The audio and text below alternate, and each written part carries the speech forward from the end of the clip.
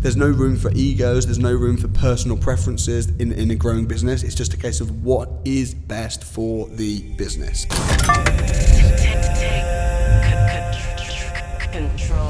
When we have our business meetings, we probably spend 90% of the time not patting ourselves on the back, saying, oh, we're doing great, aren't we? Wow.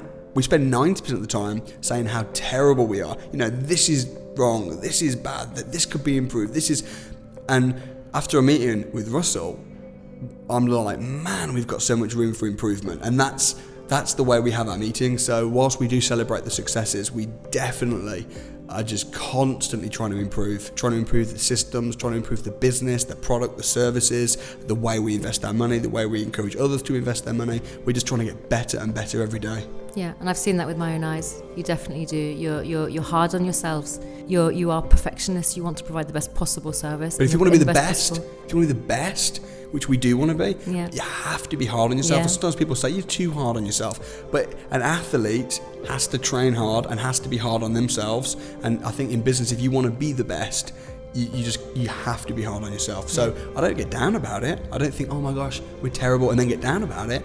I'm actually excited by it because of the room for growth. And speaking of growth, how do you go about recruiting people? Okay, so I go off gut feeling very much, and I know within usually about a minute whether I want to hire somebody or not. Now, I'm not saying I'm the best recruiter in the world. I'm not saying the way I do it is the way to do it at all. It probably isn't.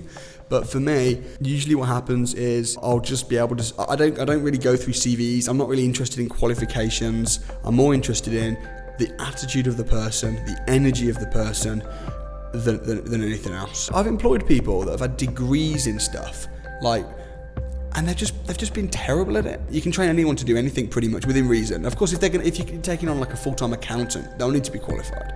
But if you're taking on someone who's going to be in customer service or media, some of the guys, some of the videographers, they're kind of pretty much self-taught. And I'm not poo-pooing the qualifications and stuff at all, but to me, that's definitely secondary. If we want the company to grow, our people have to grow.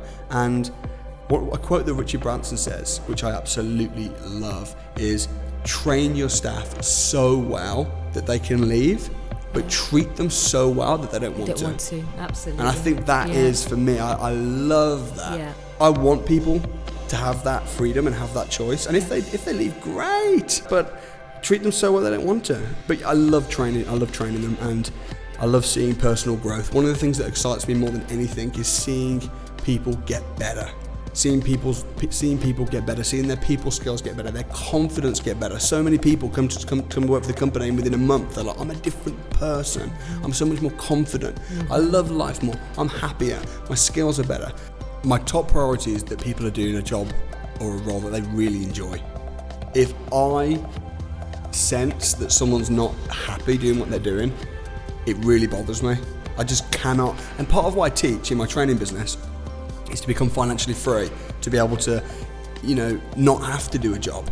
But I feel like I want my team and my staff to be there not because they have to be there, and because they want to be there. That for me is the most important thing. That's number one, 100%. And just because, I come to the office, I work, but I'm doing it from a position of abundance because I want to. It's a mission, I enjoy it, and I want everybody to feel that. And I think that they mostly do. I think it's really important that people feel valued and that people feel appreciated. So I do, and sometimes people might even feel uncomfortable because I maybe overly do it because I'm just so bubbling up with love and appreciation for the guys. Sometimes I'm like, oh my gosh, you're so awesome. I really appreciate you coming. And sometimes people might even be like, whoa, what the heck? But that is a real core value of mine, is recognition, yeah.